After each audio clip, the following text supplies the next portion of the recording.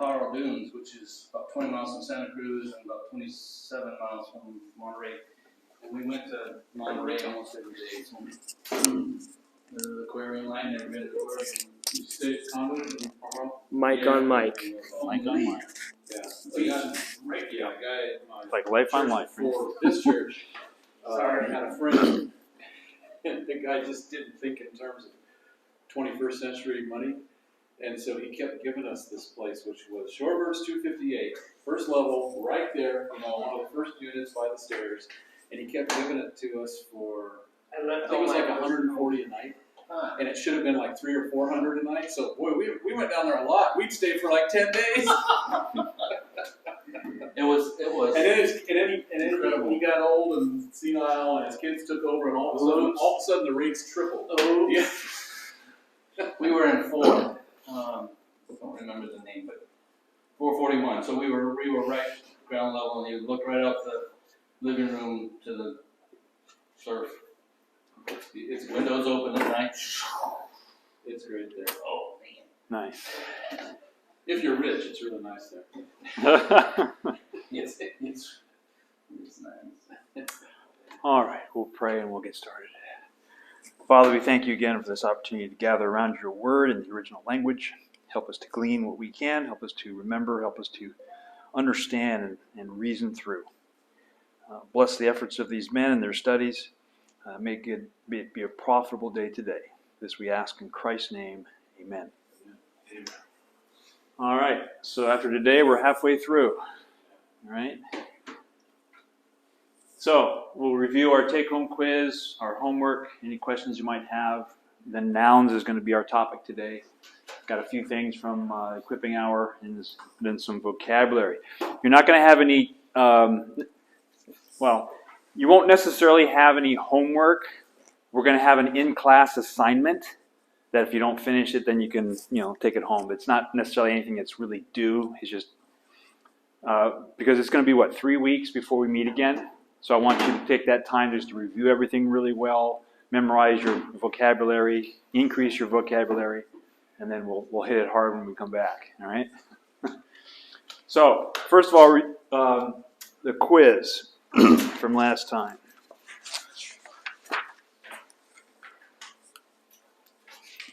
The inflection or ending of a Greek verb gives it 5 characteristics or properties. List these 5 characteristics below. And who wants to take a shot?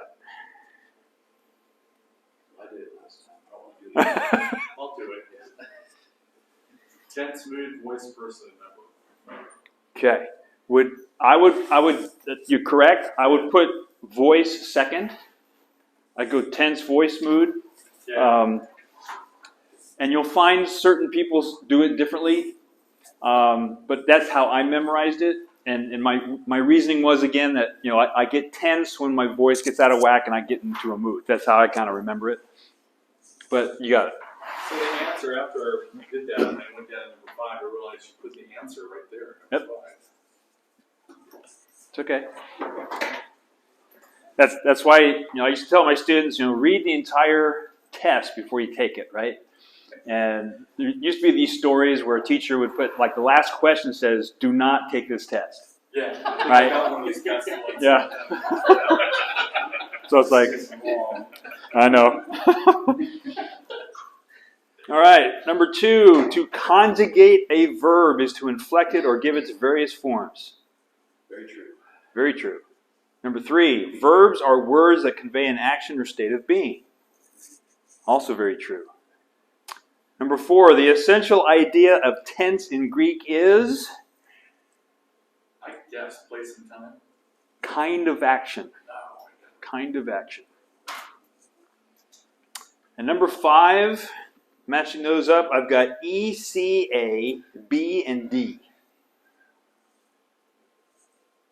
Number 6, a verb mood refers to relation of subject to action. False. Should be voice. And number 7, the following verb endings, OSA, amen, ete, usi, represent the basic form of verbs, which is present active indicative. All right. I I forgot everything. I know I got it all right. Okay? There we go. Everything- We'll give you an A That's the good part. Confident that I did. All right, our homework. Fill in the paradigms with the appropriate present active indicative forms. And I believe luo was given as an option for you. All right, who wants to take akuo?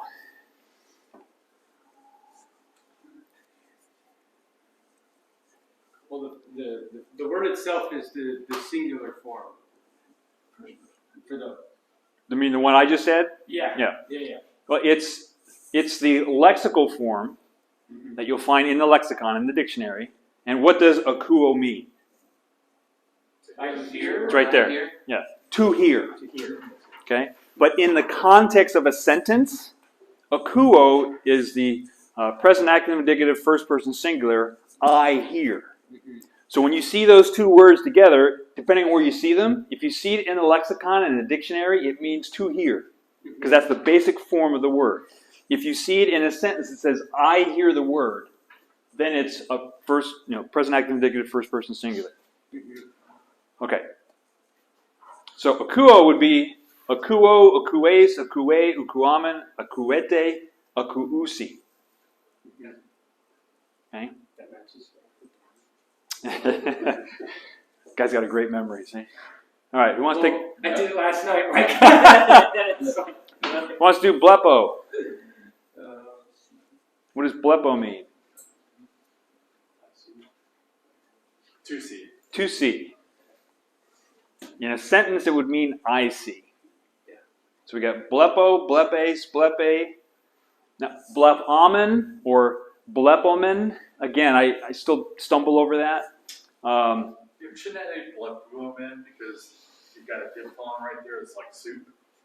Blepuo. No, it's not a diphthong. That's a pi. Epsilon pi. You're right. So that's the P, the blep. I was looking. Yeah. Sorry. That's all right. Blepote, blepusi. And then gnosko means to know. You got gnosko, gnoskes, gnoske, gnoskamen, gnoskete, gnoskusi. So I noticed starting with this word, I went through and wrote each word in Greek based on the endings. And then I went and verified all of them, or tried to verify all of them in my lexicon.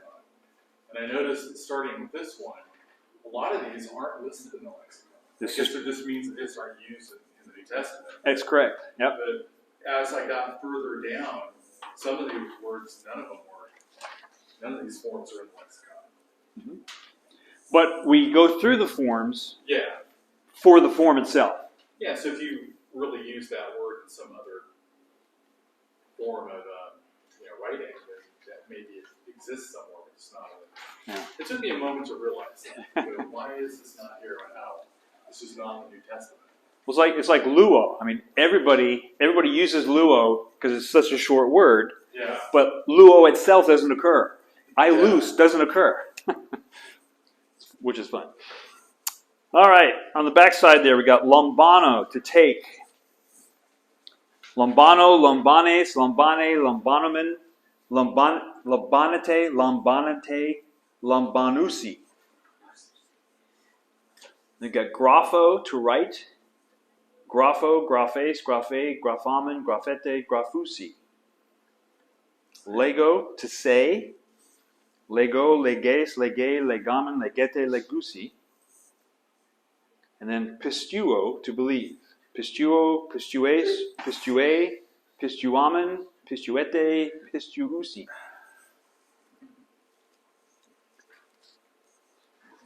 All right, translate the given Greek sentences into English and parse each word. I probably should have left that part of it out. I had older notes and I had different words and different sentences, and I think I'm missing a file on my computer somewhere when I transferred to my new computer, because I'm looking at that. That's not what we did last time. But anyway, I think we'll muddle through this. I think we did the first one together. What does akuo mean in this context? I see. No. I hear. I hear. That's right. Think of acoustics, right? Sound, acoustics, I hear. And so when you parse that out, what'd you find out? What is akuo? How do you parse it out? Now my order is going to be out of order, but I put in present active, indicative, first person singular. That's correct, and that's the right order. Yep. According to Mike, that's the right order. So I hear, and then what's the second word again? Angelos, and that could mean what? Angel or messenger. Angel, messenger. So I hear. Now there's no definite article with angel or messenger. So it's either I hear an angel, or I hear a message, or a messenger. Again, there's no context for this, so it could be any of those really.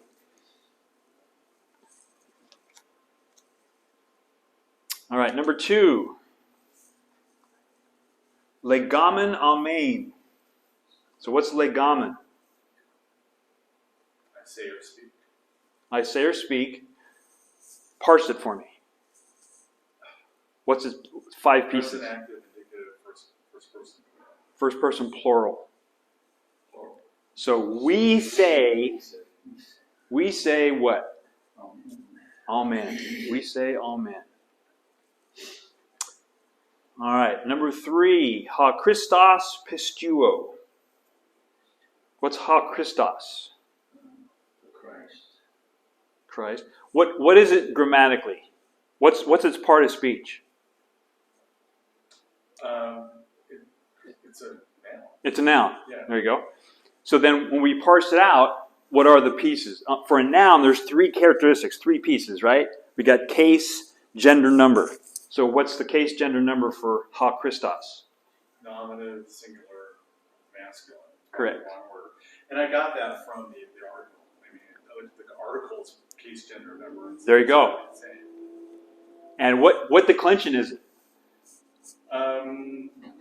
Second. Second. There you go. So when you start, and that's what happens over time. You start seeing this. So, well, that's a masculine noun. I can tell by the definite article in the ending because it's the second declension. And second declension is mostly masculine. So you start piecing these things together, and you see it, and it's there, right?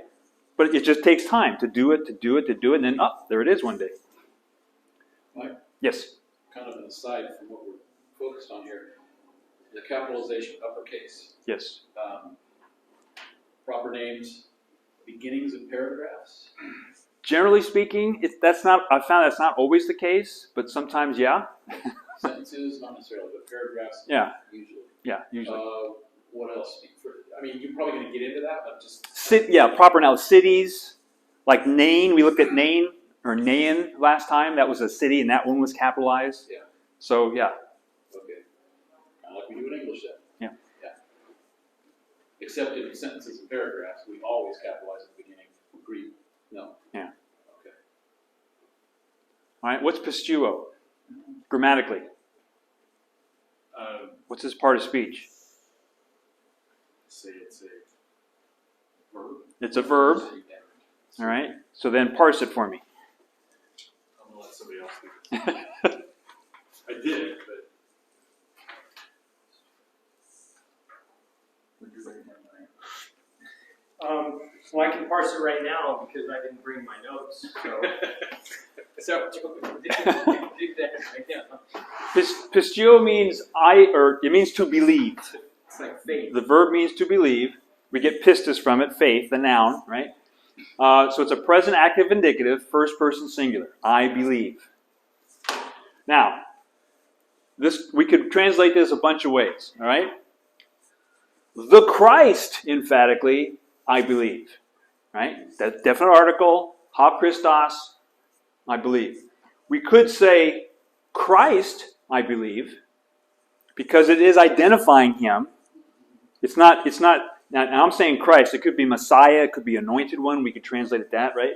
But in this context, I'm going to call it, we're talking about Christ himself. So Christ, I believe, you couldn't necessarily say that.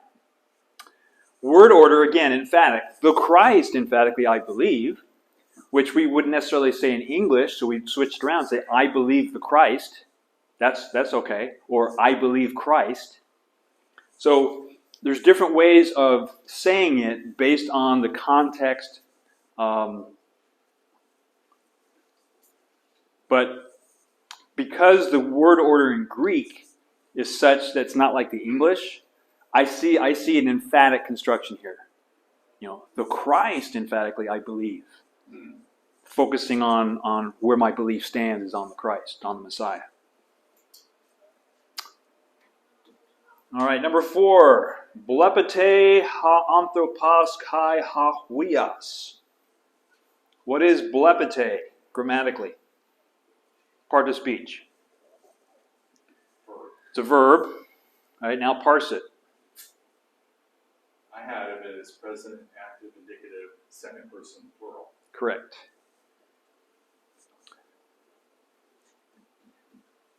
All right. Before I go any further, can someone just give me the sentence?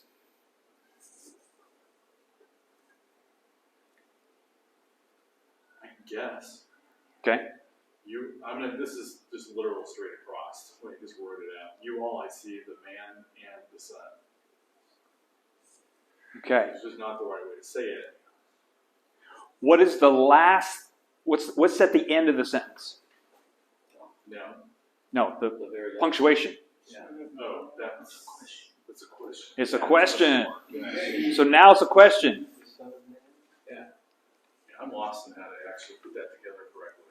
Okay. So blepete is second person plural, right? Yeah. You all. So it is a question. So it starts out, do you all see? It's a question, right?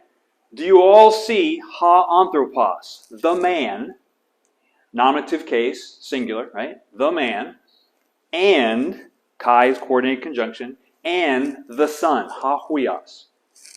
Do you all see the man and the son? How did you get due into that sentence? Because it's a question. Or you could say, you're seeing the son and man, or do you see the son? Again, we don't know the context. You have to add that word to turn it into a question. Correct. But the context would dictate if it's a question or not. Yeah. It makes perfect sense. Blepete is to see. Yeah. To see, from blepo, to see. Now, notice ha anthropos has a definite article, ha huios has a definite article. When both contain a definite article, we're talking about two separate individuals. Yeah. Okay? Now, there is a situation where the second one may not have the definite article. The first one does. It's the same case. When that's the situation, then it would be the same person. The man and the son. He's a man and he's also a son. Right? And we'll see this further down the line, but it's called the Granville-Sharp rule, where you have the coordinate conjunction kai, you've got a definite article, and then the two cases are the same. It indicates that both are the same entity, same person, what have you. Granville-Sharp rule? Granville-Sharp rule. The guy's name was Granville. I forget his first name. Okay. Oh no, Granville-Sharp is his name. Okay. The Granville-Sharp rule. Yeah. There are some exceptions to the rule, but the rule is always typically the case. Might be a few exceptions to it. Yeah, with a lot of rules. It's Mm-hmm. all exceptions somewhere. Yeah. Yeah. Because it's good to know that. All right, number 5. Agapao halagos. What's agapao? Love. Is it a verb or noun? When you say love, that means noun. It could be. Well, it could be a verb too. But in this case, it's a verb This one's a verb. because logos is right? It's a present active indicative first person singular, right? I love. And what's halagos?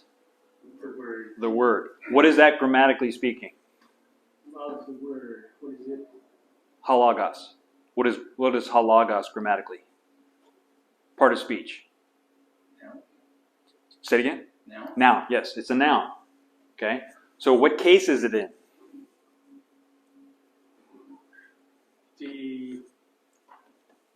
What declension is it? First, second, or third? It's second declension. Second declension. Nominative. It's a not in the nominative case. And masculine or feminine or neuter? Well, masculine. Masculine. There you go. And is it singular or plural? So the locative case, that is, I'm trying to remember the nominative versus the locative. The locative is when you're Location. location, okay. Where nominative is the naming case. We're going to go over all of that stuff today. But the nominative is the naming case. Where was I going with that? Nominative, masculine, singular. Lost my thought there. Okay, how would you translate that?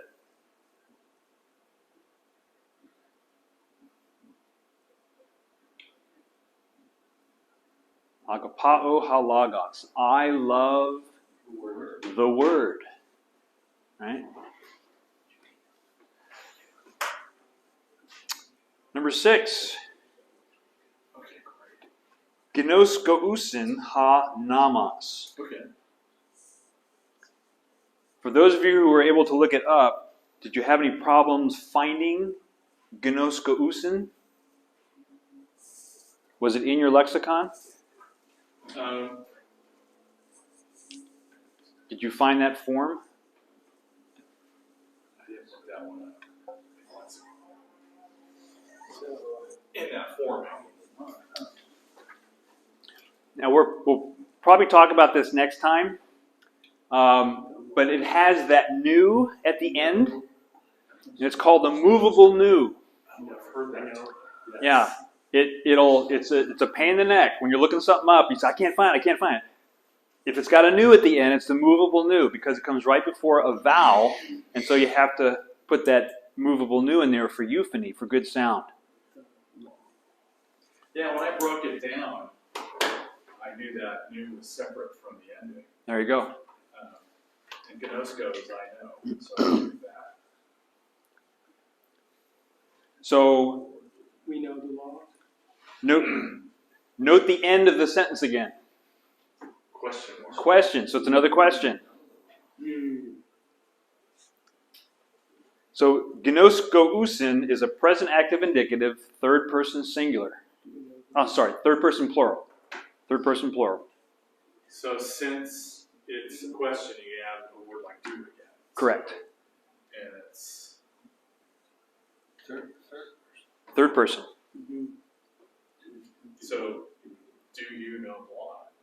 Right. Or does actually that Do would be second person.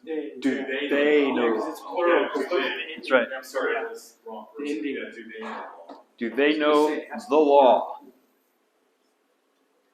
Now it has a definite article, ha namas. So when you say, do you know the law, it's identifying a specific law somewhere in the context, right? If it didn't have a definite article, do they know law? Do they know law as a principle?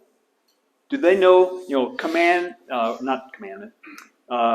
Do they know obedience? Do they know the law? But when you say, do they know the law, could be the Mosaic law, could be this law. There's really focusing in on a specific law. All right, number 7, ego agapao he aletheia. What is ego, grammatically speaking, part of speech?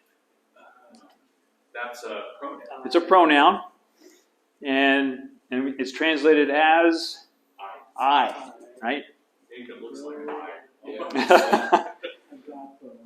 Now there's a word that's going to be on your vocabulary called echo. Looks just like ego, or ego, but it's a xe instead of a gamma. So again, words look similar sometimes. So I, agapao, what part of speech is that? Verb, noun, is a verb. Present active indicative, first person singular, right? I love. And then what's he aletheia? The truth. The truth. So, do we really need that personal pronoun? they go. If we took that off, would it still make sense? Yes. Yeah, I love the truth. But when you put the personal pronoun there, you're saying I love the truth. It makes it emphatic. I love the truth. I myself love the truth. It's focusing on yourself, right? Maybe you're in a group of people, say, they know the truth, but I love the truth. So there's a force there.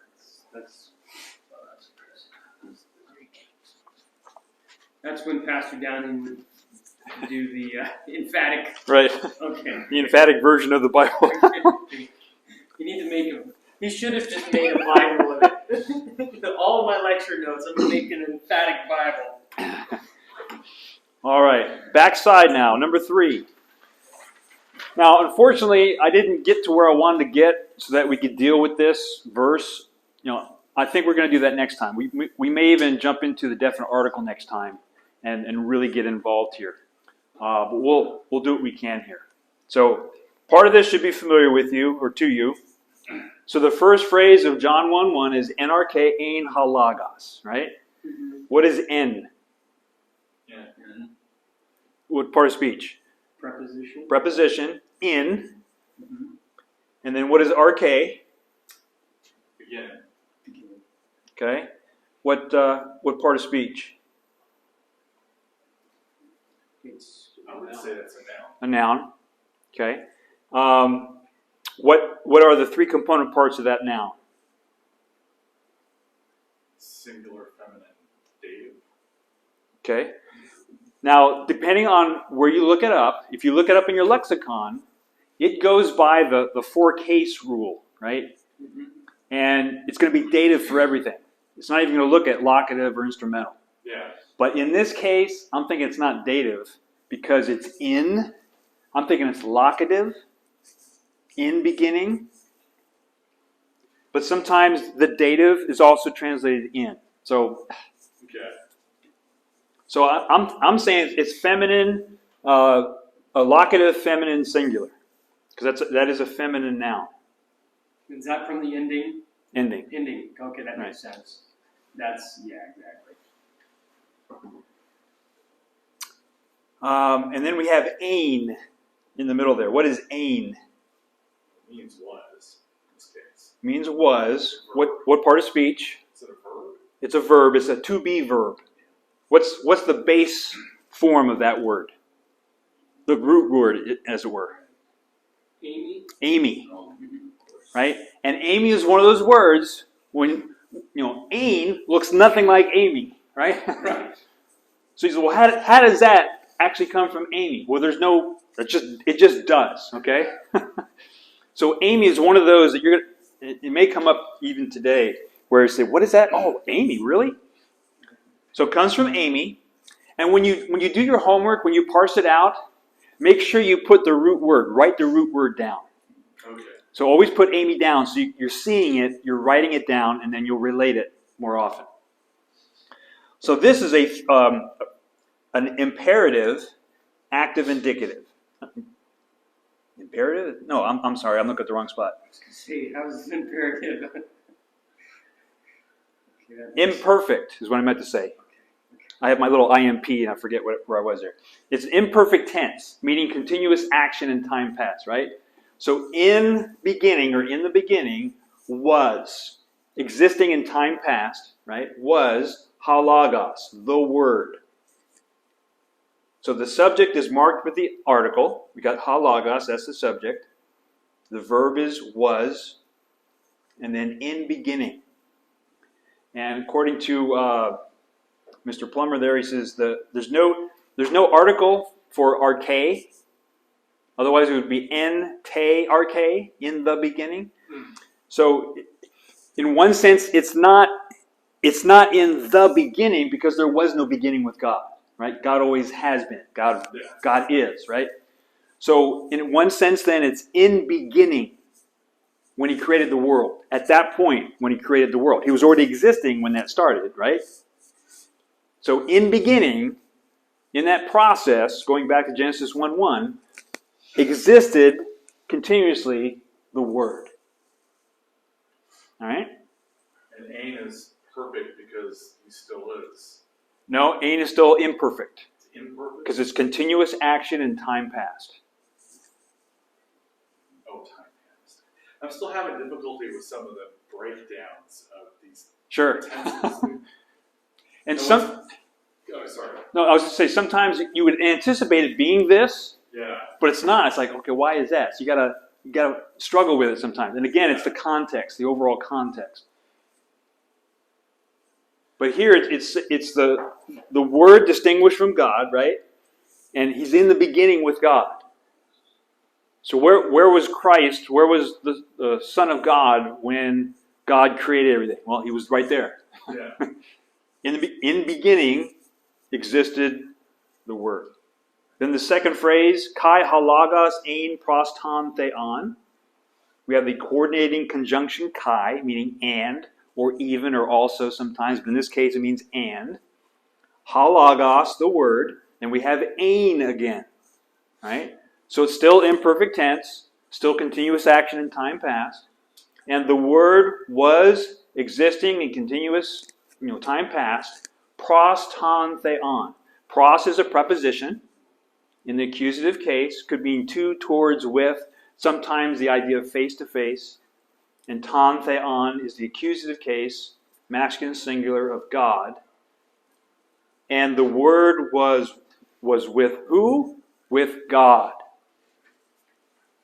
And so ton theon, it has the definite article making him the subject, making him identifiable as the God, God the Father. So the Word was with God. Equality of the Word with God. And then we have kai theos ein halagos. Coordinate conjunction kai again, meaning and. Then we have theos without the definite article. Ein again, that in continuous action in time past. And then halagos, the Word.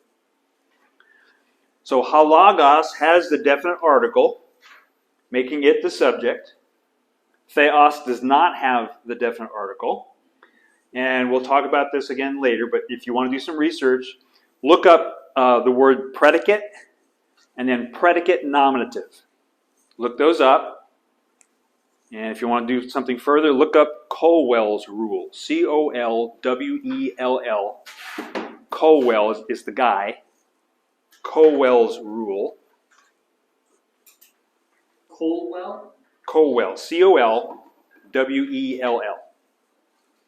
In fact, if you Google Colwell's rule, it'll come up. Predicate and then what? Predicate and then predicate nominative.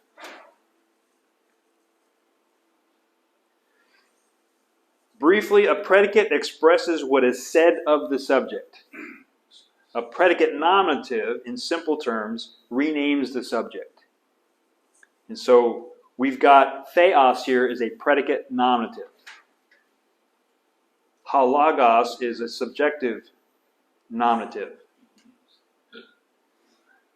So, without digging too deep here, we'll hopefully do this next time.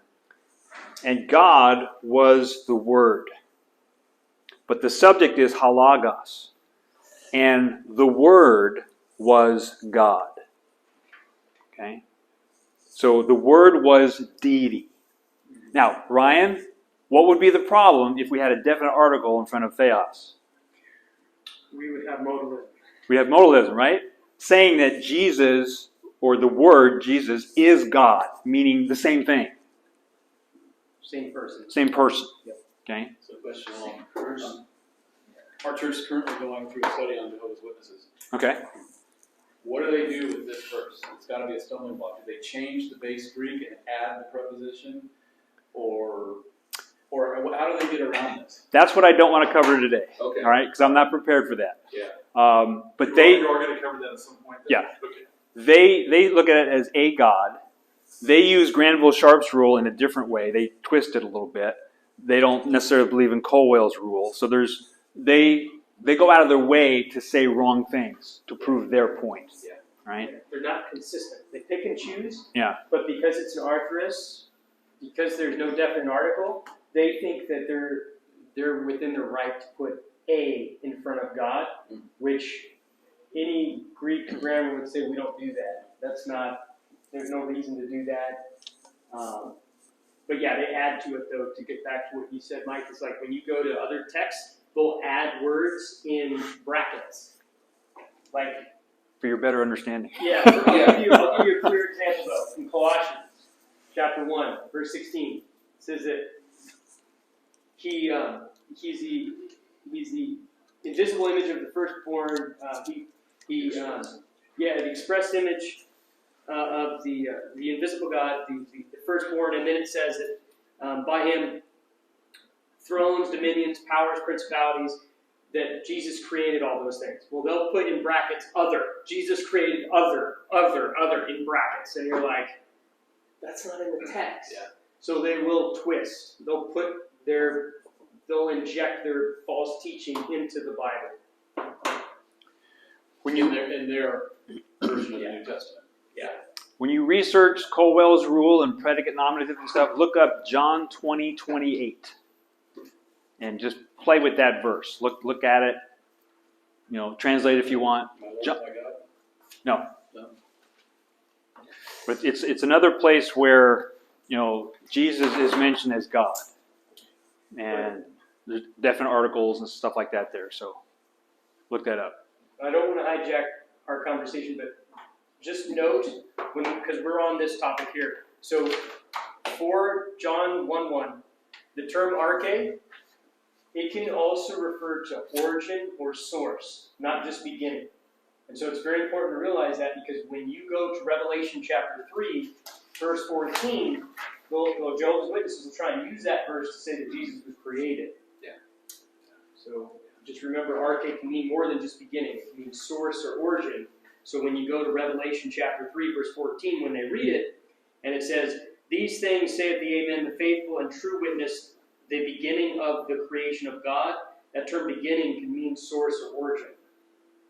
So that when you make that point, Yeah. then they'll be like, oh, okay. Because even their books admit it. Yeah. Sounds like the bottom line is they have a very non-standard understanding of Greek. And when did who's the leader of Jehovah's Witnesses again? Taze, Russell. Yeah. And when was he born? So he would have been, because he was part of the Samuel Miller. Mid-19th century. Okay, so go 50 years before that. That didn't exist. That theory didn't exist. That idea didn't exist, right?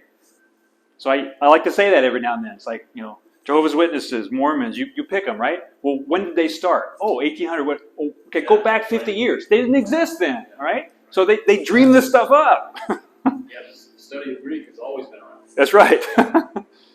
Charles Taze Russell, right? Yes. Yeah. The Russellites, which they don't like that term. All right, so Lord will it, and you pray for me for this.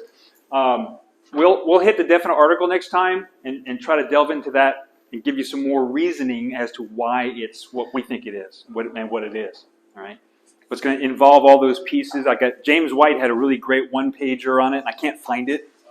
It's like, I need that. You could It's probably really good. email him. I could probably ask him on Twitter. He does. Well, I probably found it online, so if I can't find the physical copy, I'm sure I can find it again.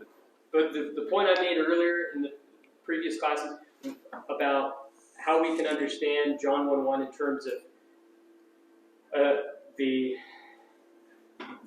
predicate versus identity idea, that was in a book that I just recently read on the Trinity, and it was just extremely helpful. So if you want, I can bring that too, and we can, I can just read it. It's an academic book. It's not a book I'd recommend to intro level. But Take a picture of the page and send it to us. yeah. Okay, I'll do that. And then I could also bring another book, and I'll give it to you, Mike, to borrow, where he goes through the grammar on all the different texts of the deity of Christ. Oh, cool. His name is, the last name is Harris. I don't have my phone.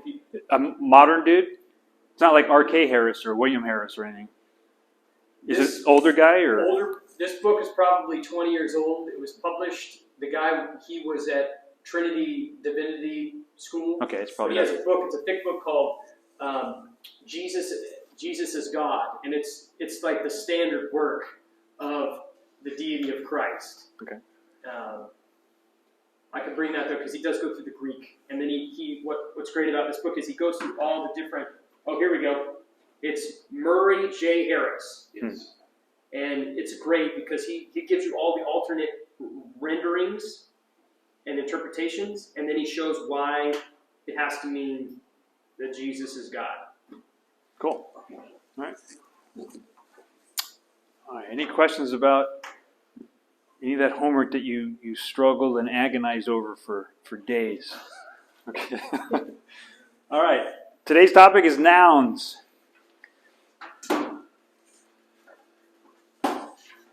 Nouns have a series of case endings or suffixes or inflections that inform the reader how the nouns are functioning in a sentence. That's the key word there, functioning. What is the function of this noun? A noun listed with all possible case endings for both singular and plural forms is called a declension or a noun pattern.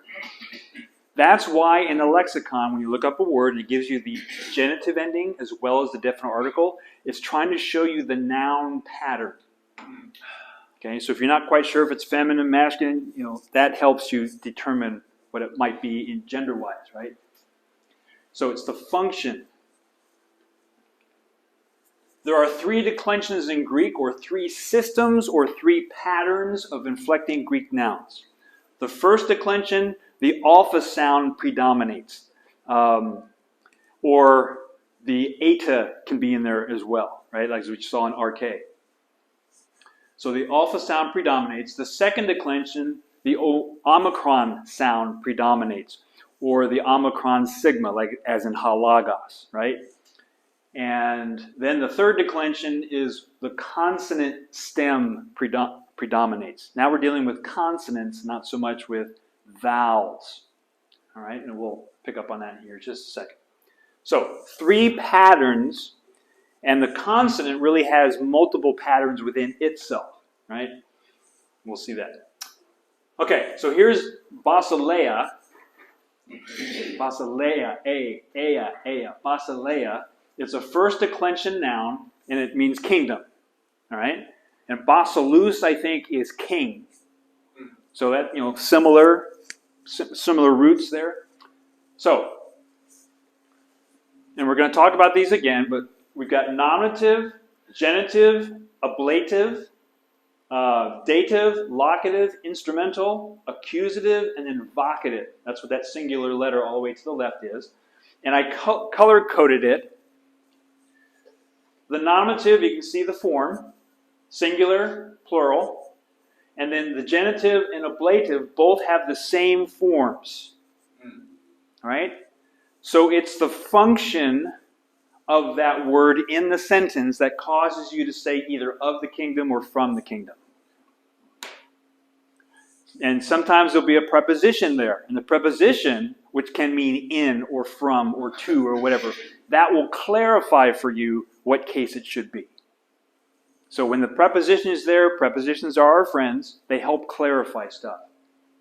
And then the dative, locative, instrumental, they all have the same forms as well. But again, it depends on the context and the function of that word in the sentence as to how you would translate. The accusative has a different form from the rest.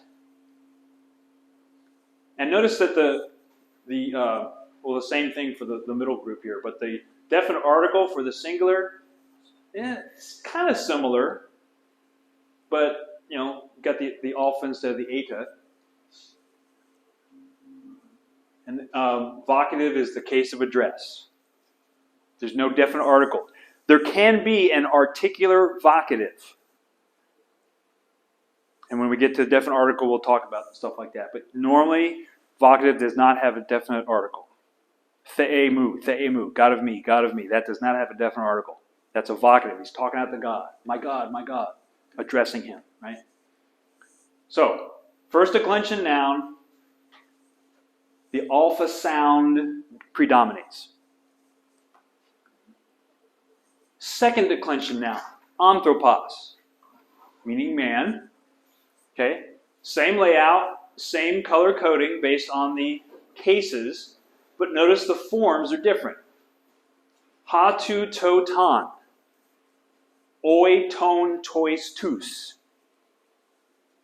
Those are the forms for the second declension.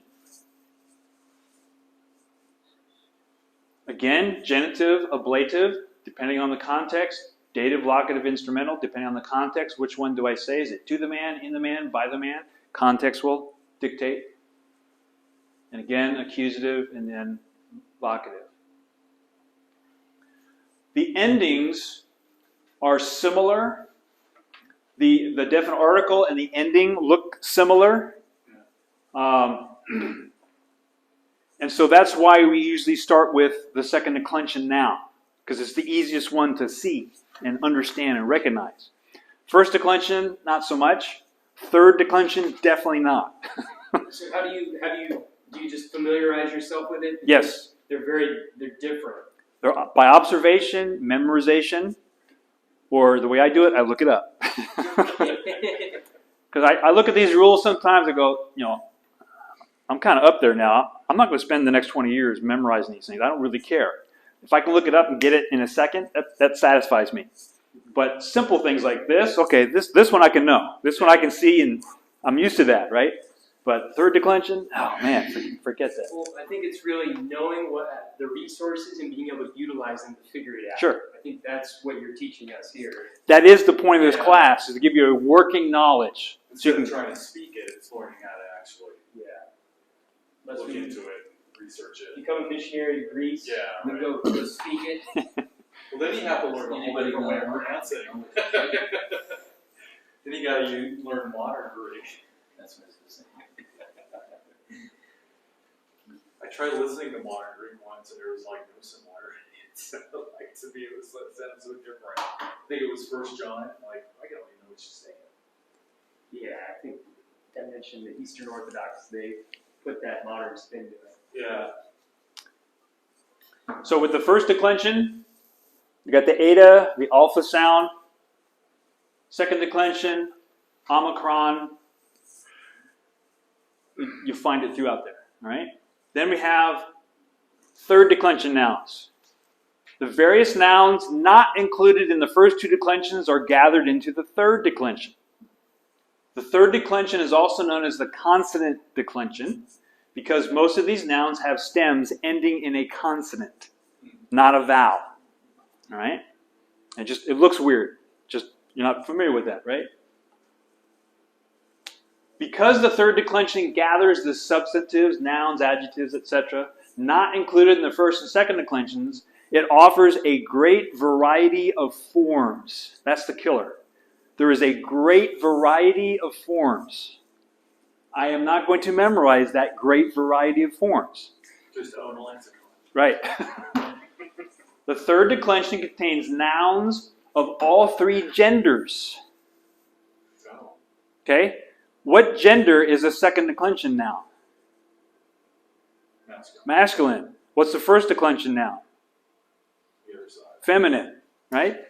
So a third declension contains nouns of all three genders. Masculine, feminine, gender. Wow. So not only do you have a variety of forms, but you have a variety of genders and the genders forms, right? So yeah, that's why we don't start with third declension. Are there any neuter forms of first or second declension? I don't know. So in general, though. In general, no. There might be that one exception out there. Yeah. Because there's one word, I think we're going to see it in our text here, textbook, genos. It has an omicron sigma at the end, but it's not a second declension. So it has the ending you would expect for a second declension, but it's not that. All right, if you have your textbook, turn to page 136. I'm hoping Mike's going to come back soon here.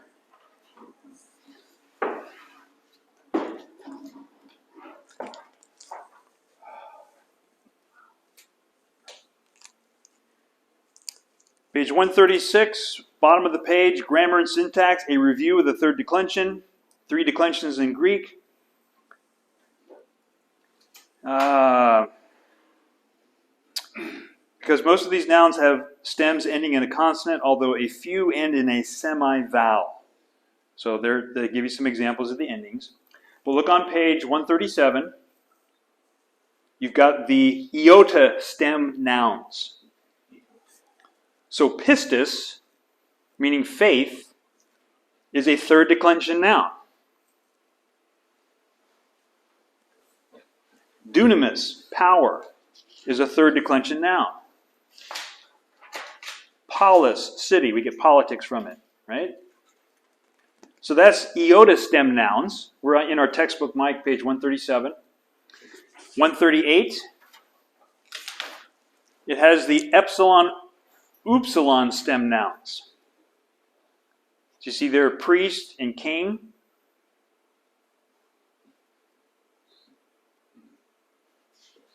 And then at the bottom, you've got upsilon stem nouns.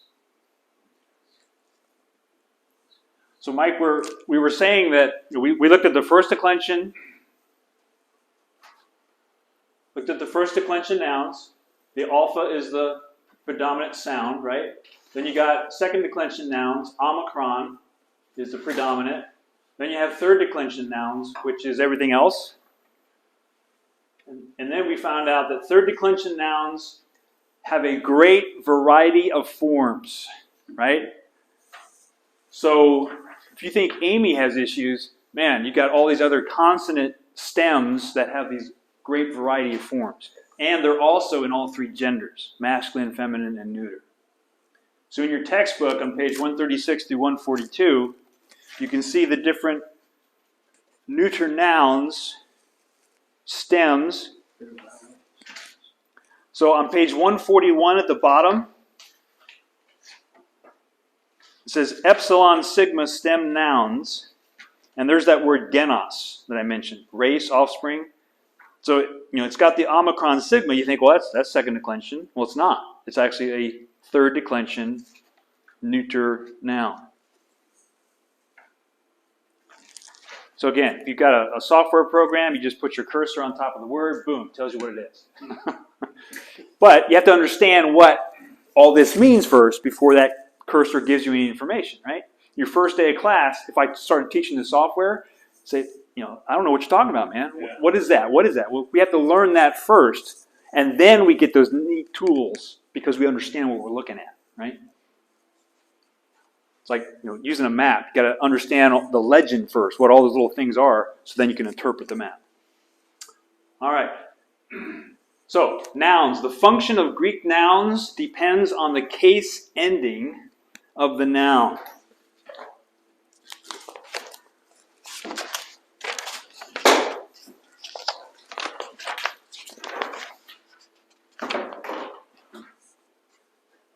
The inflection or ending or suffix of a Greek noun gives it three characteristics or properties to define this function, and that is case, gender, and number.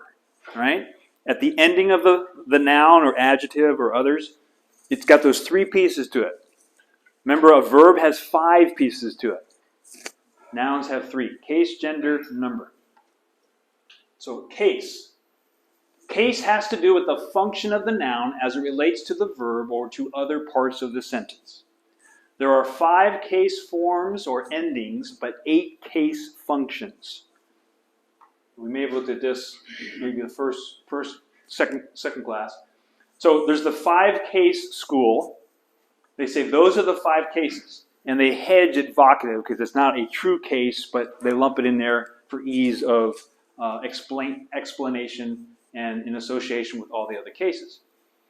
Others believe in an 8-case thing, where genitive and ablative both have the same forms, but ablative is the new one on the block, right? And then we have dative, locative, instrumental, but locative and instrumental are the newer ones. So that's why in most lexicons, older lexicons, it's always going to give you dative, but it could be locative or instrumental.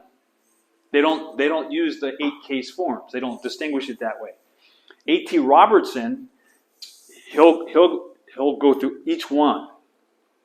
There's the dative of location, the locative of whatever, right? He'll give you all these different possible examples of this, right? To the nth degree. So you can look at ablative as a subset of genitive and Yes. Data instrumental is subsets of data. All right, concerning the cases then, this is from Dana Manti. There are two reasons for concluding that we properly have 8 cases in Greek. The first intimation of the fact was obtained from the investigation of the Sanskrit, which exhibits 8 case forms.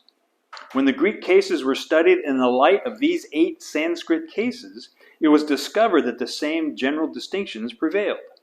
This sound method of comparative philology has brought the 20th century Greek grammarian to recognize that there are 8 cases in Greek instead of 5. And he goes on, in addition to the process of comparative investigation, this conclusion is also based upon the very obvious fact that case is a matter of function rather than of form. Okay, I still struggle with that a little bit, but just because it has this form, you're not locked into that specific form. Okay, it's the function of that form, or the function of the word. So again, case is a matter of function rather than of form. The case of the Greek noun is to be determined by its relation to the rest of the sentence. The case of the Greek noun is to be determined by its relation to the rest of the sentence. Every case, as such, stands in a necessary connection according to its nature with the structure of the sentence in which it occurs. And then back here he says, let's see. I'll skip. Hence, it may easily be seen that function rather than form determines case and is consequently the fundamental consideration. Function over form. Now, we are learning the forms. We're looking at the forms. But again, its function in the sentence, the context, dictates if it's in the man, for the man, to the man.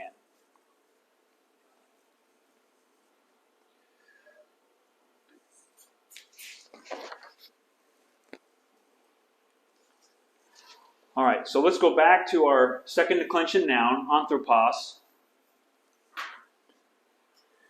So again, you've got ha, tu, to, ton, oi, ton, tois, tus. Those are the definite articles for the second declension noun, singular, plural. So what I'm going to do is we're going to look at the different cases. As possible, I use anthropos in my examples. And as Todd? Yeah. I'm sorry. What's the guy's name over there? As Todd mentioned, some of these forms don't occur. So I couldn't find an example of anthropos in that form. So I had to go to some other word. All right? So get out your Greek New Testament, your interlinear, as we explore some of these. Okay, it's straight up 10 o'clock. You want to take a break now? Okay. Let's go ahead and take a break. Let's try to keep it to 5 minutes.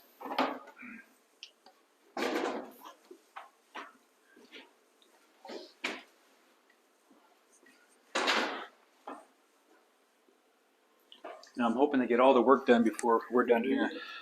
I'm happy to say it's actually clicking. It is? Last time I kept hearing these dull thuds. This time I'm actually picking up clicks. I am so disappointed I missed the last class, because I can tell. You got to do your every minute, huh? It is. Well, once that gets published, Yes. yeah. Wait for this. I will. Sorry, guys. That's an issue. It's all up to you, Ryan. It's all up to you. Once you have them all out, including this one, over this 3-week interval, I'm going to go through each one again. Good idea. Yeah, I'll get it put on there. I'm sorry, guys. Ryan, we understand. Hey, wow. What are we doing? It's, Feeling better? right. Yeah. Yeah, good. Brother, Good to see you. Brother, Try to say hello. trying to get it back, you know? Okay. it's Hebrew. It's Hebrew. Did I show you that link of Civil War books where it's a relatively new group? I gotta get rid of that thing. It's like every day these guys are that's selling the their one where books. I said, why not just have a feast, if you're going to eat at the table. It's like, really? Guys selling these like 20 books? It's like, I've never heard of like half of these things. It's like, Yeah. really? And I don't know a whole lot about the Western end of things in Texas and stuff. There's all these books on Texas and stuff. It's like, I can't. But I think they're a little bit more pricey than they should be, especially with $5 shipping. But anyway, it's just kind of fun looking at it. You guys got to go to the book sales at the library when they have them.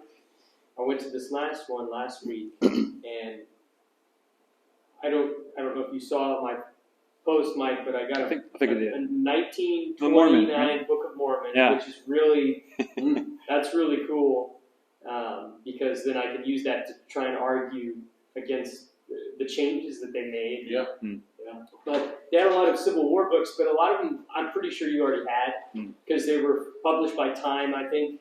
And so I saw them, and I've seen your set, so I'm like, yeah, I think Mike already has those. But they sometimes you do come across things that you're like, this is a once in a lifetime. Right. I'll probably ever buy this. So You can just tell when you look at it. It's like, Yeah. You gotta do it. yeah, same. My problem is I'll steal a book and go, oh, I want that one. Yeah. And then I take a moment, I go to my shelf. I go, oh, I already got it. That is so sad. You know, the book, that looks familiar, man. I'd like to have that. Dude, it's you not got on it already. It's not on the shelf, it's in a box somewhere. Right? I've done that. If the price is right, then it's okay. 'Cause remember, those books, you can't take them with you when you go to be with the Lord, but Right. you most certainly can have someone inherit them. Yeah. And I know for mine, I have no idea if my children will be interested in the things that I'm interested in, but they'll be able to inherit it. So, I like to upgrade the book. If I have a paperback, I'm strictly hardback. So if I can upgrade it to a better version or one that's got a cover that doesn't have a cover, I'm not that picky over it. You know, I'll take a non-covered book as long as it's good condition and it's not marked up. I hate books that are marked up, but then I'll mark up my own books. Yeah, I was gonna say I do that. I was gonna say I'm the one that marks my own. I don't do the highlight thing anymore. I put little dots in the margins, and that's non-obtrusive to Big me. enough for me, so I Yeah, do the I've been highlighting, and You should see my Bible. but I know if I spend $40 on the book, I am going to devote myself to reading that book because there's no purpose of me spending because these academic books are like $40 a pop. So if I'm going to spend $40 a pop, I'm going to highlight that thing and I'm going to get my money's worth out of it. Yeah.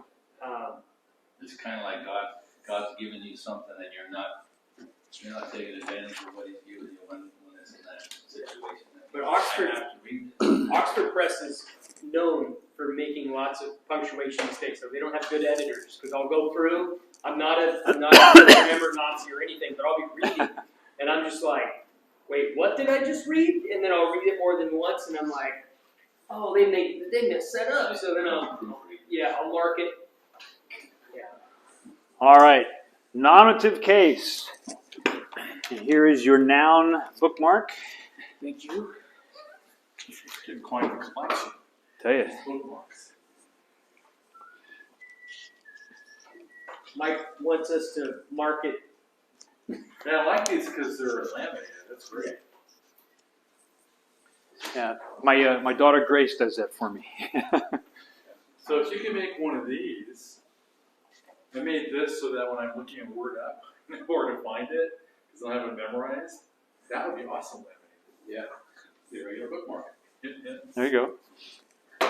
Just got to memorize verses. I'd like to do that. Memorize more verses in Greek. Yeah. All right, let's turn to Matthew 4:4. We've been here before. We'll go again because we want to see all these things in their context. So, nominative case. Ha anthropos, oi anthropoi. That's the nominative case. It's the naming case, the case of the subject or designation. It's the naming case. So Matthew 4:4, starting at ge groptai. Basically the last half. Ge groptai uk ep arto mono zesetai. Ha anthropos. Did I say 3? I meant 4, if I didn't say it. Okay, good. Does anybody remember ge groptai? What it was from the perfect tense. It stands written. You know, it was written back here and it remains in full authority. And our Lord said, hey, it stands written, devil, right? It stands written. It's still authoritative, right? Man does not live by bread alone.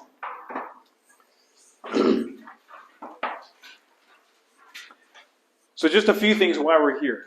But this is the nominative case referring to man. Now, it does have a definite article, but that's not translated. It's just man.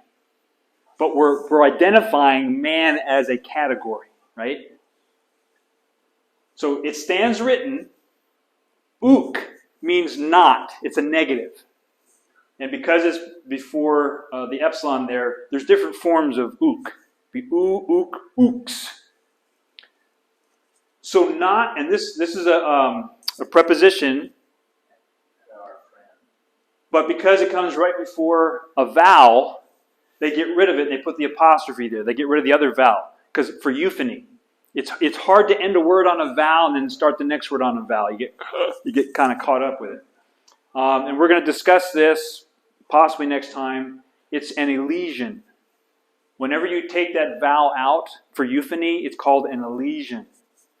For our former students, when we take two words and they crash together and take out one of those vowels, what do we call that? I'll give you a hint. It crashes together. Crassus. There you go. Okay. So we'll talk about that, but because you'll look at that and say, well, why? You know, buckwheat way of saying it? why did we get rid of that? Well, because of the euphony, because we have a vowel in the next one. So, does not upon bread only lives a man. Zesatai comes from zoe, to live, right? So this is the nominative case. It's the case of the subject. It's designating man. Okay? Even though it has a definite article, it's not the man. It's man in general, mankind, if you will. Mankind shall not live by bread alone. And you would know that because of the plural form of the anthropos, or That's singular. anthropois. That's singular. Ha anthropos is singular. Oh, okay. Because it's not the man, it's Man. Because Man. why? even though there's a definite article there, we would know that it means man Right. because the context. Right. Okay. Now, if we were talking about a specific man Right. in this context, and we said, well, that man cannot live, then okay. Yeah, but But- the context would not make sense if it was the man. So Exactly. We would say it as man. Right. Or man. It's interesting because that is singular. Right. We're referring to it as all men. It's, But mankind, right. which is not plural in this case. Get it. So just like we speak of Adam, in Adam the man, we all fall. Right. It's kind of like that. So it's referring to all mankind, even though we're using singular and. Okay, makes sense. So that's why when you do your homework, there's going to be the predicate nominative. You got the naming case, and then you got that verb, the to be verb usually, equitive, what they call an equitive verb, dealing with that nominative case. That's a thing, right? So look that up and just read it over and over again. Try to figure out what those terms mean. Nominative case. All right. The next one, the genitive case. Notice the form, to anthropou, tone anthropon, singular, plural. Genitive case is the case of description. It may describe ownership, quality, value, source. A lot of times we think of it as source, right? Usually translated of. It's of the man. The source is the man. It's from the man. Sometimes you can use from. Even though ablative is usually from, sometimes genitive can be from. Go to Luke 18:8.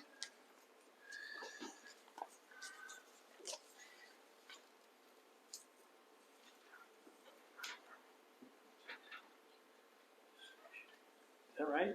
Luke 18:8. Yeah, okay, good. No?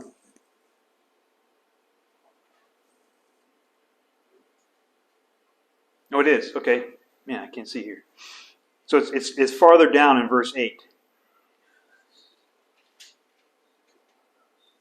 So nevertheless, the Son of Man coming, then will he find the faith upon the earth. So nevertheless, ha huios tu anthropou, the Son of Man. Right? That's the title. That's a title for Christ. So it's not the Son from man. It's not the Son to man. It's genitive, so it's the Son of Man as a title. And just for while we're here, will he find tain piston on the earth? Will he find the faith?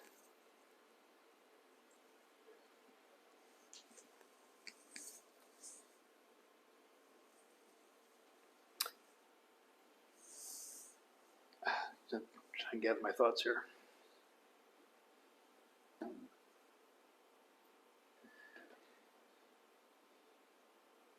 Will he find that kind of faith? Not so much the faith, this particular faith, but will he find that kind of faith? I'm not sure if that's clear or not. But even though the definite article is there, he's not necessarily directing to a, well,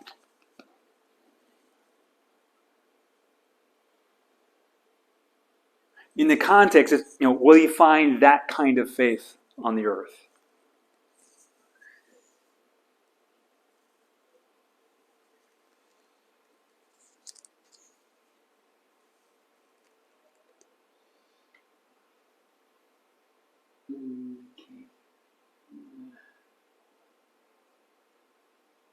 So I think it's not, shall he find faith?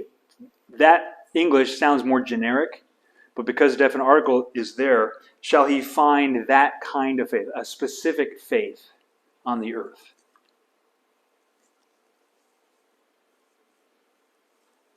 All right. That's genitive. Next one, ablative. Again, same form. Genitive, ablative have the same form. Tu anthropou, ton anthropon. The ablative is the case of separation.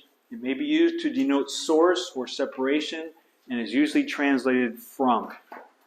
Something is from this. It was separated from that. So 2 Corinthians 4:7.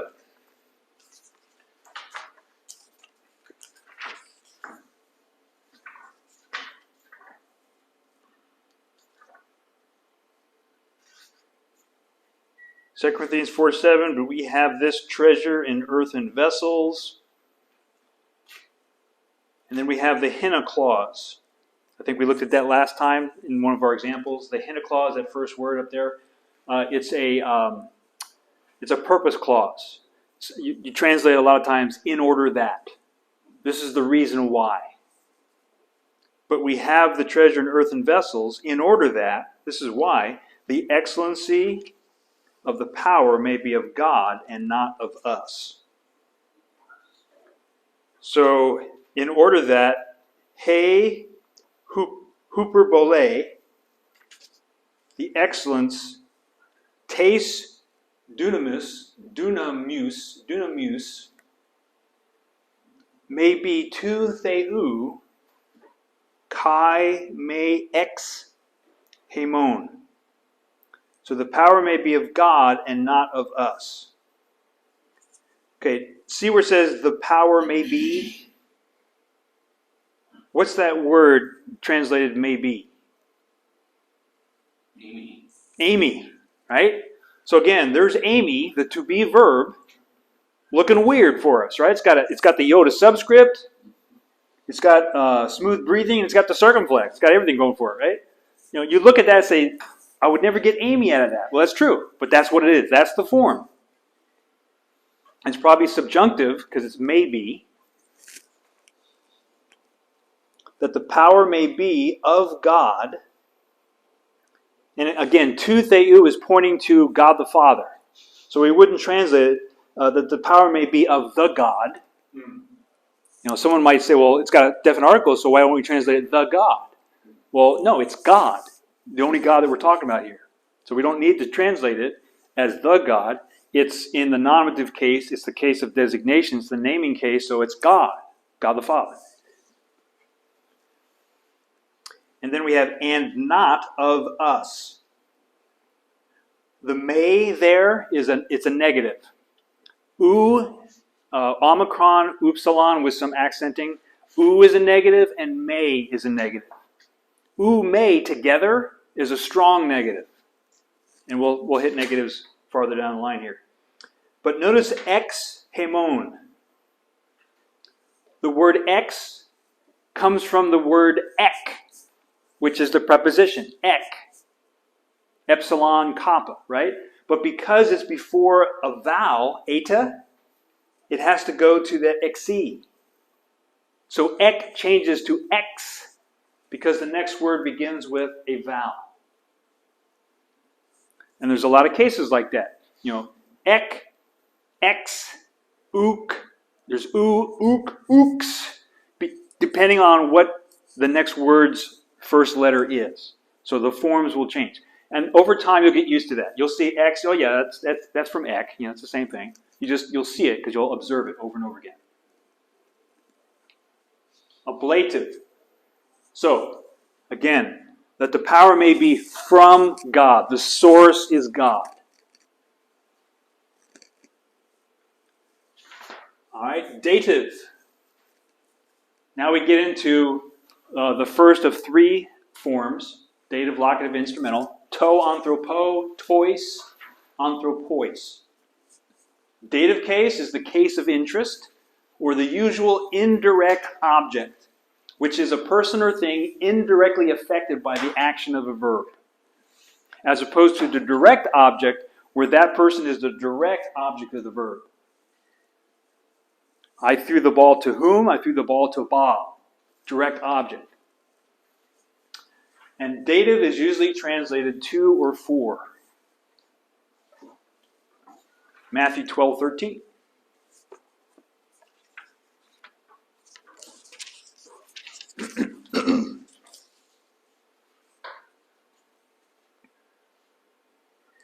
Matthew 12:13. Then said he to the man, stretch forth thine hand, and he stretched it forth, and it was restored whole like as the other.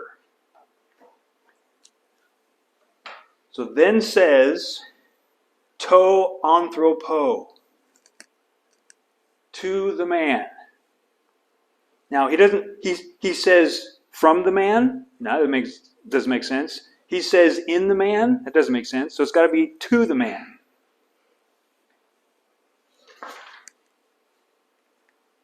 Stretch forth of thee the hand.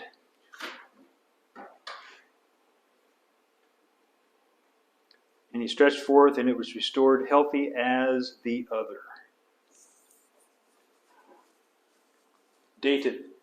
And so again, everybody's going to say basically, it's dative. Well, it could be the next two that are coming up. It could also be those.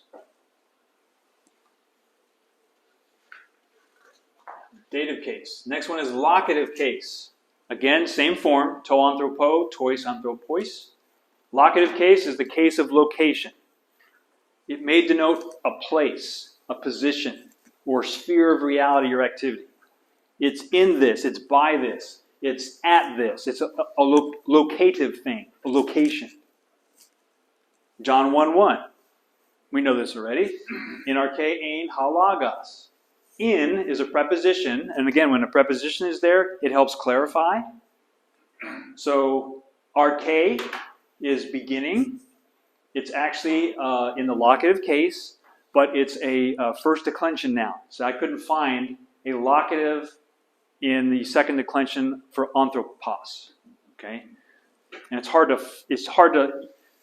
Right now, the software I have, you can't just say, "Give me anthropos in the locative." There's no database for that. Right? Maybe someday there will be, or maybe there is, and I just haven't found it yet. So, in arche, because N is there, that preposition, I'm going to say it's locative because it's in beginning. If it was ek arche, what would that be? What is ek? Ek is from. So from the beginning could be ablative, but ek isn't there. En is there. So that tells me it's in. In beginning, or we would translate in the beginning, meaning the beginning of creation. All right. Locative. Next one is instrumental. Again, same form. To anthropo, tois, anthropois. Instrumental case is the case of means. It expresses means, cause, motive. It can usually be translated with or by. We are saved by faith. All right? We are not saved because of our faith. Is that correct? Okay. I cannot believe enough to save myself. But I am saved through the instrumentality of faith. That instrument of faith is what God has me use, in a sense, to be saved. It's still all of God, but I have to still believe at some point. And I'm going to look it up again, but there's a phrase. There's diapiston and diapistus. And if I remember correctly, I think you will never find diapiston because of faith. You'll never find the accusative there. Diapiston means because of faith. We are not saved because of faith. We're always saved through faith, through the instrumentality of faith. I remember my pastor, saying that all the time. You'll never find this. You'll never find this. So you can't argue diapiston because it just doesn't exist. So that's one argument, grammatical argument, that we're not saved because of our faith. Right? Okay, so here we are. Piste, Hebrews 11:7. I didn't turn to it yet.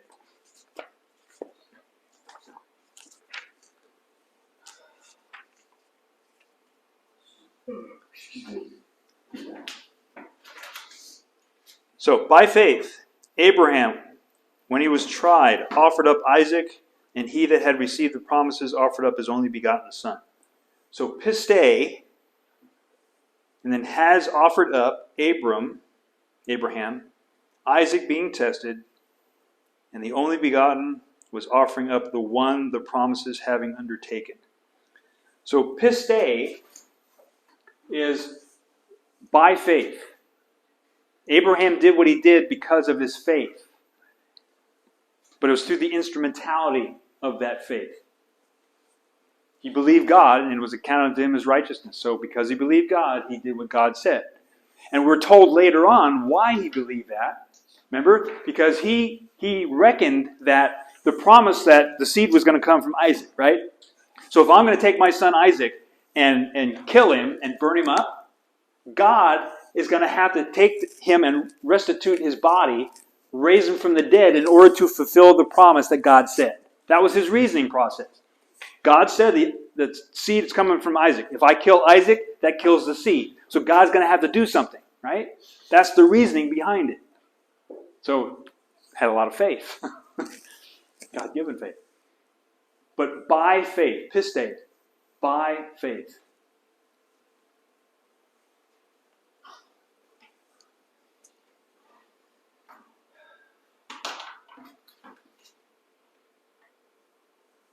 Then the accusative case.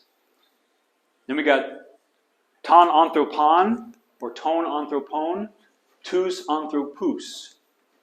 The accusative case is the case of direction. It is the normal case of the direct object. I threw the ball to who? I threw the ball to that person. A noun or substantive that is directly affected by or receives the action of the main verb. Mark 7:23.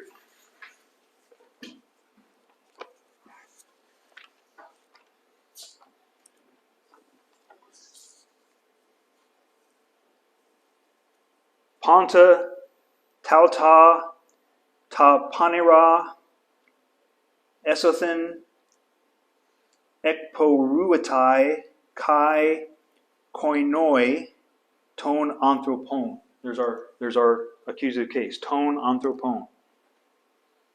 All these evil things come from within and defile who? Defile the man. Accusative, the direct object. Defile is the verb. Defiles who? Defiles the man. Direct object, accusative case, and you can tell by the endings. When you see ton, anthropon, you know that's accusative. You will get used to seeing that ending and knowing that's the accusative case. You know it's going to be second declension because the first and third don't have that ending. You know it's masculine, and then you'll know over time you'll see that that's the accusative case. All right, and then the last one, the vocative. Vocative is usually anarthrous, which means it doesn't have the article. But as I mentioned at the very beginning, there is sometimes the articular vocative, where a vocative does have a definite article with it. But in the most cases, no, it doesn't have it. Anthrope, anthropoi. Vocative case is the case of direct address. All right, Luke 5:20.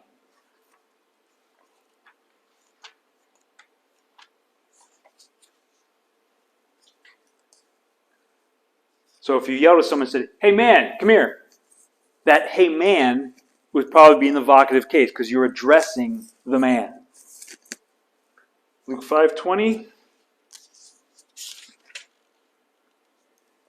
And when he saw their faith, he said unto him, "Man, thy sins are forgiven thee." It's not like the colloquial, man, that was a tough day. Man, that was it doesn't mean it that way. He's addressing him. Because he said unto him, it leads us into that, right? He said unto him, "Man, thy sins are forgiven thee." So he's addressing the man. And you'll notice, anthrope is there. And there's our form up there, and there it is right there. Man, your sins are forgiven you. If he had known his first name, he might have said the first name. He didn't. He just said, "Hey, man." He's addressing him. Vocative case. That's what I say when I can't remember Todd's name. Hey, man. There you go. All right. So on our bookmark there, we got the cases. The case is the relation to other parts of the sentence. 5 case forms, but 8 case functions. And remember, the function wins out over the form. So there's our nominative naming case. Form 2 is genitive ablative. Form 3, dative, locative, instrumental. On the back side, we have the accusative, and then the vocative. And then gender. Nouns have gender. Remember, case, gender, number. Gender in nouns indicates whether the noun is masculine, feminine, or neuter. Many words will parallel English usage at this point, but the gender of others must be learned by observation. We went over this before, but there's a sense gender, or that which is relative to biological sex. He gune, the woman, is a feminine noun. And ha anthropos, the man, is a masculine noun, which makes sense, right? One is feminine, one is masculine. But generally speaking, gender refers to grammatical gender, or that which is determined by grammatical usage. If you want to, you can go back to Hebrews 12:14. We did this a time or two ago, but it's a good example showing the relationship that gender has with words. So Hebrews 12:14.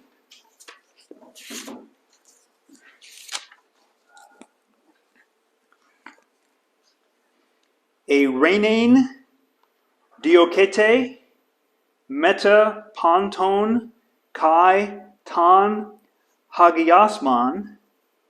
That's Jamaican, hagiasman. U chorus udes opsatai tan kurion. So, follow peace with all men and holiness, without which no man shall see the Lord. Without which. What does which refer to? Does which refer to peace? Does it refer to holiness? Does it refer to both? Well, peace is accusative feminine singular. Holiness is an accusative masculine singular. And which which is a pronoun. Now, doesn't oo kind of look like a definite article? And it looks like a diphthong as well? Well, because of the markings, that's actually a pronoun. So that pronoun, it's a relative pronoun, is a genitive case masculine singular. So the two, which refers to holiness because of that gender.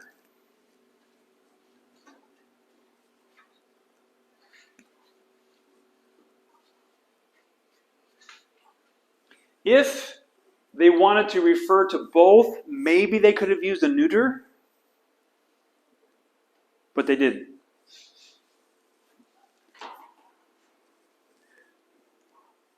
So in one sense, you can say, God is more concerned with your holiness than you are with your peace with your fellow man. Yeah, he still wants us to do that, but it's holiness. Holiness is the thing. And you can make that grammatical argument because of the gender. All right. Equipping our stuff. Take one, pass it on, please.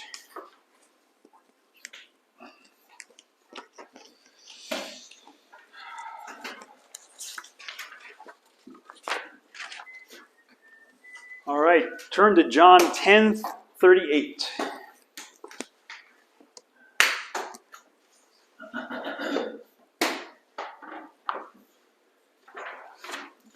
And I think Rod was in actually John 14 last Sunday, if I remember correctly, because he deviated because of the Israel thing that was going on. But I think he did go to John 10 for some reason, because that's why I have it here. All right, John 10:38.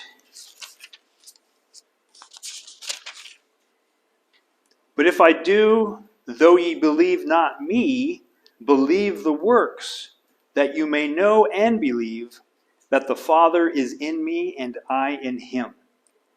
Now, this is the King James, where it says that ye may know and believe. Does anybody have anything different? A different translation? Does it say know and believe, or does it say know and know?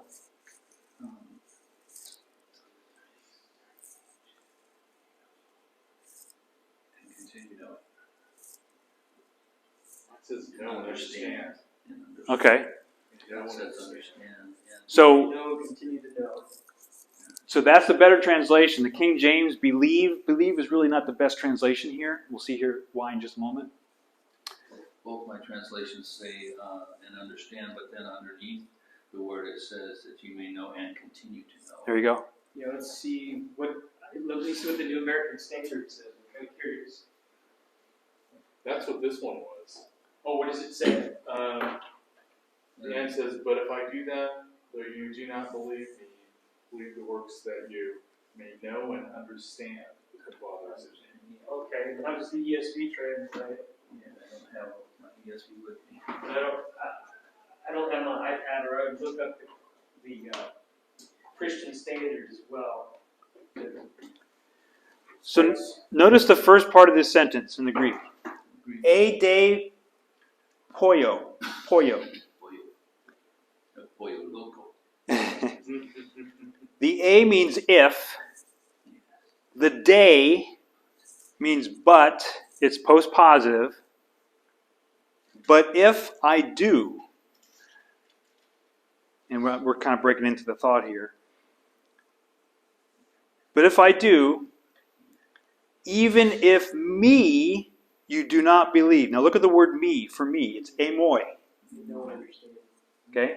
That's a personal pronoun. And because of the epsilon, that's an emphatic personal pronoun. When you ever see the augment like that on a personal pronoun, it's an emphatic. So even if me emphatically you don't believe, right? He's really stressing the me. You don't believe me, fine. But the works believe. Believe the things I'm doing. Because they prove basically who I am. The works believe. Now, pistuite is a present active subjunctive, second person singular.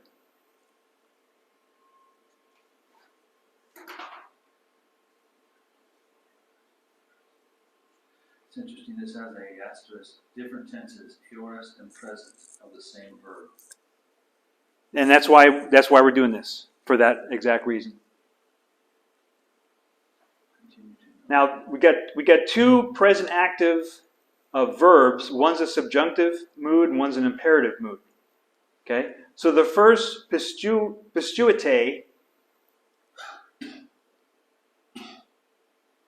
but if I do, even if me you do not believe, subjunctive mood, against reality, the works believe.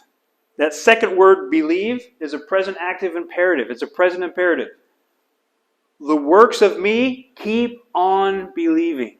That's what a present imperative means. Keep on doing something. Keep on believing. You don't want to believe me? Fine. But keep on believing the works that I'm doing and what that means.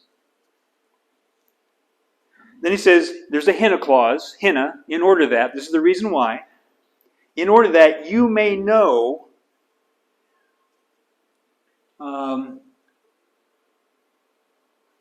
that's genote, that you may know, and that's an aorist, active, subjunctive, and continue to know. Same form of the word, or same root word, gnosko, to know, but it's in the present tense.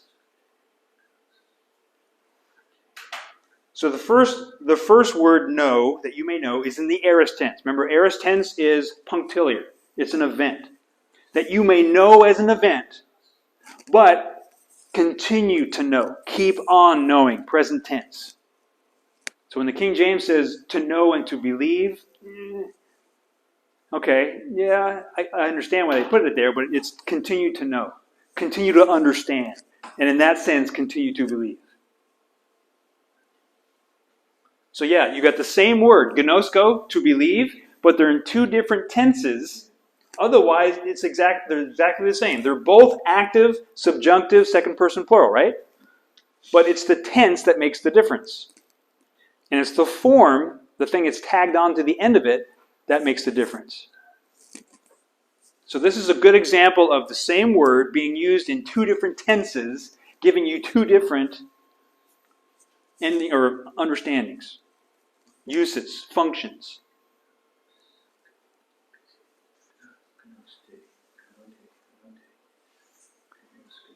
And while we're here, toward the end of verse 38,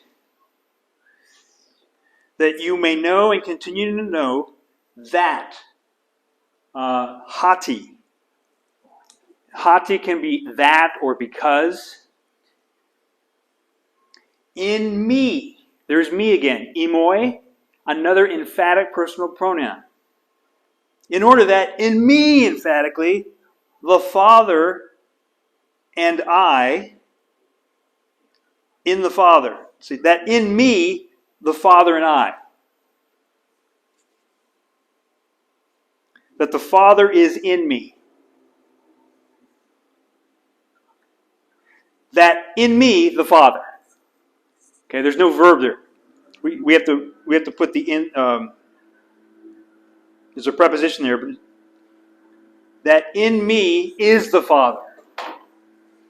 That in me is the Father, and then we have kago. Do you see that word kago? That's a combination of kai and ego. Kai is and then ego is the personal pronoun I.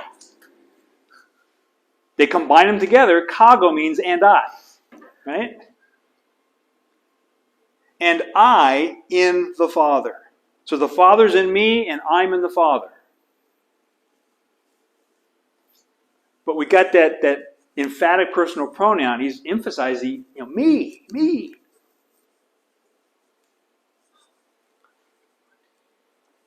So a bunch of cool things going on in that sentence there.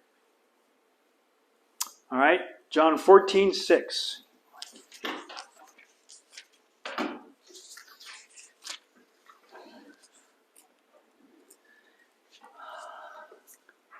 John 14:6, talking to Thomas, Jesus saith unto him, I am the way, the truth, and the life. No man cometh unto the Father but by me. Now, in my translation,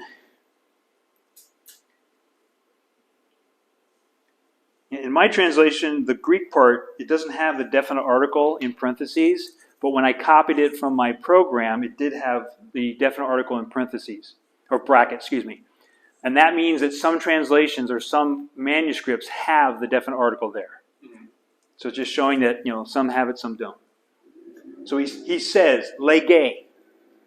If you had to guess, is that a verb or noun? Lege. O-S-A, amenete usi. Lege, it's a verb. From lego, I say or speak.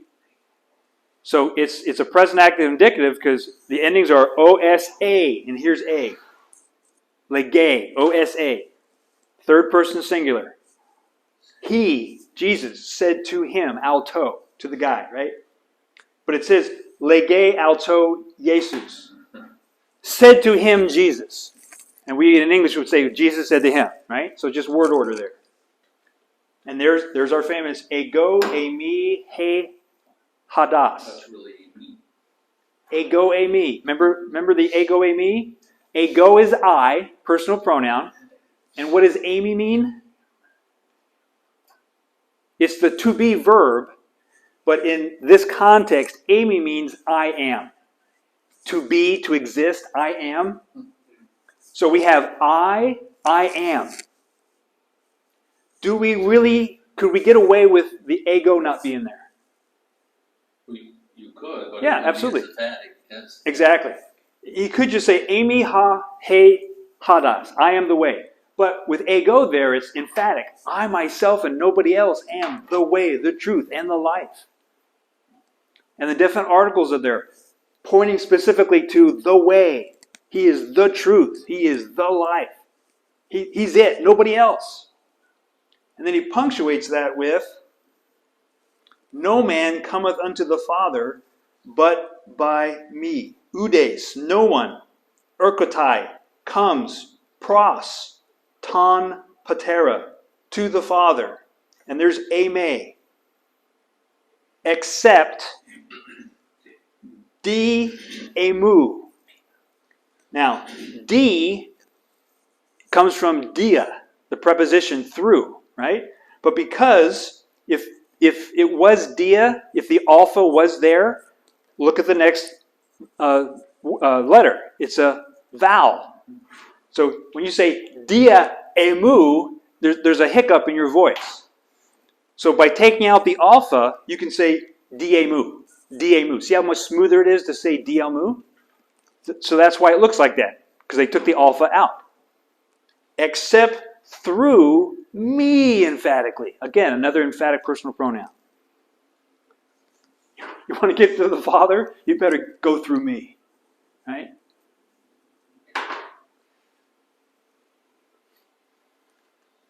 There are many ways.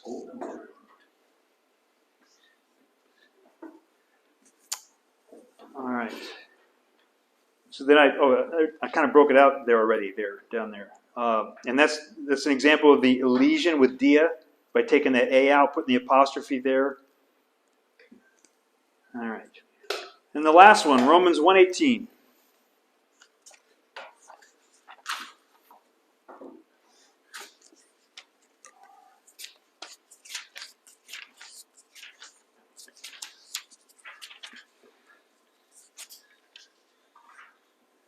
All right. For the wrath of God is revealed from heaven against all ungodliness and unrighteousness of men who hold the truth in unrighteousness. Now notice I put in bold tone, katekon tone. So that happens to be a participle. We haven't dealt with participles yet. A participle is a verbal adjective. A participle has both verbal ending stuff and noun ending stuff. So the tone is the definite article for that participle. And notice we have tone over here, katekon tone over here, and then sandwiched in between is this other stuff. The truth in righteousness holding down or suppressing. So it's sandwiching that thought between holding down. So katekonton is a present active participle, genitive masculine plural. It comes from kateko, to hold down. And that is made up of kata, which means down. Katasarka, under the flesh. Katanuma, under the spirit. It has this sense of down or under. And then echo, to hold. To kateko is to I hold, or I hold down. So in the context, they are holding the truth, suppressing the truth in unrighteousness. They know the truth, they're just suppressing it. I read somebody said something, it's like putting a box. They're putting the truth in the box and sitting on the lid. They're suppressing the truth in unrighteousness. Paul Kaiser said, the whack-a-mole, the moles keep coming up, so they're constantly trying to suppress the truth. Purposely. And of course, God's going to give them over to that reprobate mind, right? But katekonton, it's a present participle. It's a verbal adjective. It's participles are more they're more involved. They're describing what's happening a little bit more than just your basic verb. And I think we could also say the ones suppressing. All right. Vocabulary. I'm giving you 2 sheets of vocabulary. So I'm increasing your vocabulary intake. Is this going to be typical every class? No. We have some time. We have 3 weeks, so I'm giving you a little bit more. You're not going to have necessarily a major. Okay, we're running short on time, so we're not going to look these up. So the first sheet, 4.1, we have echo, which means I have or hold. Kurios, ha kurios, the Lord. Halagos, we know this one already, but now we have it officially. Halagos, the word. Ha didaskalos, teacher. Didactic, exactly. So when our Lord is talking to Nicodemus, he says, aren't you the teacher of Israel? Aren't you ha didaskalos of Israel? Aren't you the guy? And you don't know these things? Or these things you don't know? That's ha didaskalos, the teacher. Then we have oikos, the house. Namas, the law, ha namas. Ha laos, people. Now, there are 2 words in the Greek for people. One is laos, and the other is aklos. Aklos, crowd. Laos, people. Generally speaking, whenever you see laos, they're talking about the people of God. Whenever you see aklos, they're just talking about a multitude, a crowd, a rabble, right? Like the riot in Ephesus? Yes. So anytime you come across laos, stop, hesitate, and look around. Maybe it's the people of God he's talking about. And then ta heteron. The word for temple, we got a rough breathing. So it's het, and I believe there's 2 sounds here. There's het and then the epsilon, eh. And then you have ron, heteron. Heteron, ta heteron. Temple. Next sheet. There's day. But, and now. It's a particle. And usually day is found second in the sentence. And what's the term for that? It's post-positive. And then in the English, we just put it first, right? 410 is eurisco. Eurisco. I find. Eureka, I found it. Epsilon upsilon, means good. So I find a eulogy is good words, right? Eucharist, grace. Means good when you see that attached to a word. Euphony, good sound, right? Okay. 411, pronounce that. Os. Os. Or, Oh, host. Whoops, I didn't look at the accent. it's a rough breathing, Breathing mark, I right? So Hos. it could be hos, omega, or some pronounce it has. Yeah, I think hos is mean. Omega, not. yeah. Oops. All right, 412 is ha adelphos, or adelphos, How do you get hot at 412? the definite article. Definite article. Yeah, I got lost earlier, I wasn't. Oh, I wasn't reading that. Rough breathing, Same thing. That's where we get ha adelphos, and Philadelphia, right? Phileo, love, affection, adelphos, brother, the city of brotherly love. 412, ha uranos, ha uranos, heaven. 414, he hemera. Two rough breathings in the definite article and the word itself. He hemera. Day. 415, ha fars. Let's see. Phariseos. Phariseos. Pharisee. Ha Phariseos. And then we have hinna. Our purpose clause there. Hinna. In order that.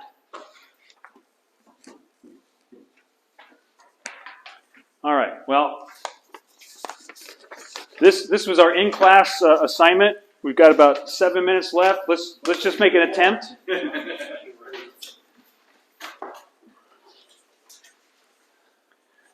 So look at the first line. All right. Do you see anything? First of all, do you see anything familiar? The henna clause? No. Do any of the words look familiar? Yes. Give me one. Kyrios? Are we looking at the same one? Oh, no. Sorry. I'm looking at a different word here. So, no. No. Christu. Christu. That's Christ, right? So right off the bat, try to pick those things that look familiar. So you know that's Christ or anointed one or something like that, right? You see to, Cairo, all right? Probably thinking, well, that's got to be a verb because that looks like the endings for a present active indicative, right? You got hati. World. Where's that? The very bottom. No, we're just looking at the first line. Just the first line. Oh, Yeah, okay. we're not don't have time to get to the bottom there. Okay. Okay, so let's do this. Does everybody have a lexicon? All right, David, I want you to do hati. Okay. Ryan, can you do ete? Mike, to, Cairo, and Todd, ekeno. Okay.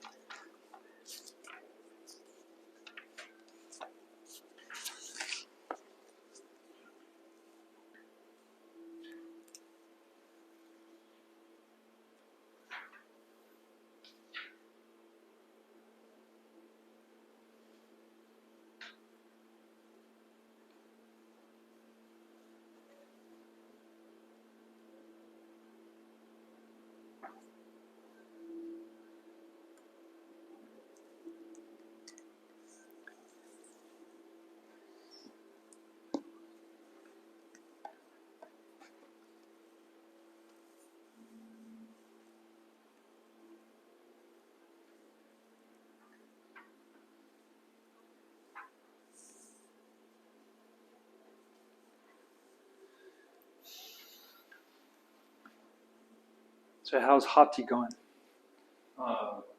That or neutered, Austis, that or for that or for because. So I put Okay. down. So that or because is the normal use of that word. How's it going, Ryan? It's good. It's Amy. It comes from Amy. And so that form of it means what?